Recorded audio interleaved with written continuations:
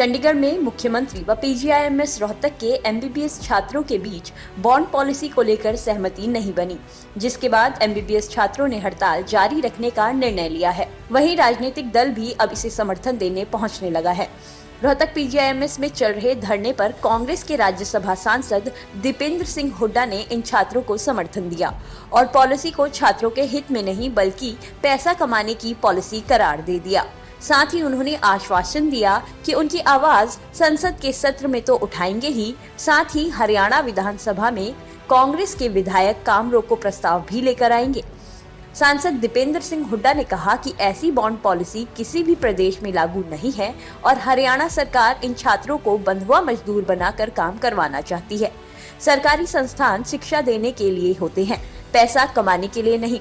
लेकिन यह सरकार शिक्षा के प्रति संवेदनहीन है और इस बॉन्ड पॉलिसी के माध्यम से छात्रों से पैसा कमाना चाहती है, जो किसी कीमत पर भी बर्दाश्त नहीं किया जाएगा।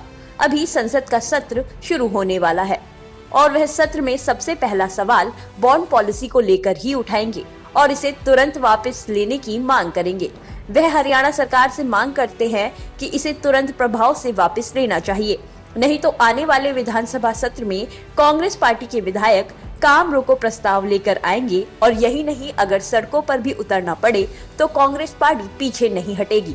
जिन्होंने ऐसी बॉन्ड की पॉलिसी स्टूडेंट्स पे थोपी, जिनको बॉन्ड की पॉलिसी नहीं कहा जा सकता, ये फीस है, ये बॉन्ड नहीं है, फीस है।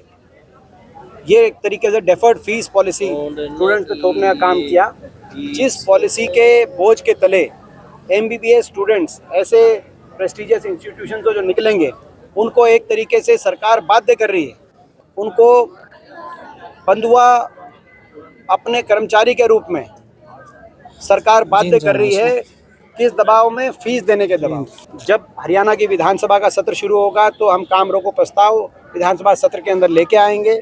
जब संसद का सत्र 7 तारीख से संसद विंटर सेशन शुरू होगा पार्लियामेंट का, तो देश की संसद में भी आज हम इन स्टूडेंट्स की बात को देश की संसद में भी इनकी जायज मांगों को हम लेके जाना है काम। वहीं मुख्यमंत्री से मुलाकात करने गए छात्र प्रतिनिधि मंडल के सदस्य पंकज बिट्टू ने कहा कि बैठक में एक बार भी बॉन्ड पॉलिसी को लेकर कोई बात नहीं हुई।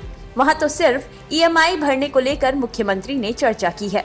यह बॉन्ड पॉलिसी ना बनकर ईएमआई पॉलिसी बन गई है। उन्होंने कहा कि वह सरकार में सेवाएं देने के लिए तैयार है, लेकिन ईएमआई देने के लिए वह बिल्कुल भी तैयार नहीं है। इसीलिए ये हड़ताल अब नए तरीके से जारी रहेगी। सर, कमी इस बात में रह गई कि हम सेवा करना चाहते हैं और उन्हें लोन की ईएमआई चाहिए, इस बात में कमी रह गई। हरियाणा के गवर्नमेंट मेडिकल कॉलेज से पास आउट होने वाले हर एक स्टूडेंट को 1 वर्ष के लिए जहां भी प्रदेश सरकार डिप्लॉय करना चाहे वहां डिप्लॉय करे। अगर वो स्टूडेंट रिफ्यूज करता है तो उससे 10 लाख रुपए की पेनल्टी राशि ली जाए। लेकिन इस प्रस्ताव को सरकार ने ठुकरा दिया। हमने इस 1 साल के पीरियड को कल मीटिंग के दौरान 2 वर्ष तक भी हमने वहां प्रस्ताव रखा कि कोई बात नहीं, अगर आप 1 साल से सहमत नहीं है तो 2 साल तक हरियाणा के गवर्नमेंट मेडिकल कॉलेज से पास आउट होने वाला हर एक स्टूडेंट 2 साल तक प्रदेश की जनता की सेवा करने के लिए तैयार है। जो इस नौकरी को रिफ्यूज करेगा उससे आप पेनल्टी राशि ले लीजिए। वो पेनल्टी राशि भी हमने इनको कहा कोई बात नहीं, अगर आप 10 लाख रुपए पेनल्टी राशि आपको लगता है कि ऐसी एक कम है, आप इसे 15 लाख कर दीजिए। तो ये हमने प्रस्ताव उनके सामने रखा, लेकिन उन्होंने इस चीज के लिए क्लियरली मना कर दिया। स्टूडेंट 2 काम कर सकता है जी, फीस दे सकता है और डिग्री के बाद प्रदेश की जनता की सेवा कर सकता है। इसके अलावा ये 40 लाख रुपए या 30 लाख रुपए हमारे पास नहीं है, नहीं दे सकते। स्ट्राइक जारी रहेगी। बिल्कुल स्ट्राइक जारी रहेगी, स्ट्राइक आगे बढ़ेगी, आंदोलन और गति पकड़ेगा, क्योंकि हम मजबूर हैं। हम लोन और ईएमआई के लिए गवर्नमेंट मेडिकल कॉलेज में नहीं आए थे। हम प्रदेश की जनता के पैसे पे पढ़ते हैं अगर, तो हम उनकी सेवा करने के लिए तैयार हैं, लेकिन इस ईएमआई पॉलिसी को बर्दाश्त करने के लिए तैयार। कौन कौन सी सेवाएं बाधित है? देखिए, वो निर्णय रेजिडेंट डॉक्टर्स एसोसिएशन लेगा।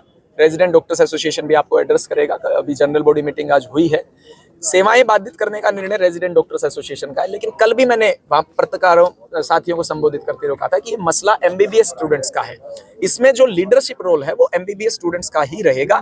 रेजिडेंट डॉक्टर्स एसोसिएशन जो हमारे सीनियर्स हैं वो नैतिकता के तौर पे हमारे साथ हैं, लेकिन आंदोलन की दिशा और दशा एमबीबीएस के यूजी स्टूडेंट्स तय करेंगे जो इस पॉलिसी से प्रभावित हो रहे हैं। अब डिमांड कौन सी बाकी रह गई है कल की मीटिंग के बाद? हमारी जो सबसे प्रमुख जो डिमांड अभी तक नहीं मानी गई है, हम इसको सर्विस बॉन्ड की तरह इंप्लीमेंट करवाना चाहते हैं, क्योंकि वो जनहित में है, छात्र हित में है, प्रदेश की स्वास्थ्य सेवाओं के हित में है। हम इस लोन और ईएमआई पॉलिसी के रूप में इसको एक्सेप्ट नहीं करेंगे, क्योंकि ना ये स्टूडेंट्स के हित में है, ना जो स्टूडेंट्स नीट एस्पायरेंट्स तो तैयारी कर रहे हैं उनके हित में है, ना मेडिकल कॉलेजेस के हित में है, ना स्टेट की हेल्थ के हित में है।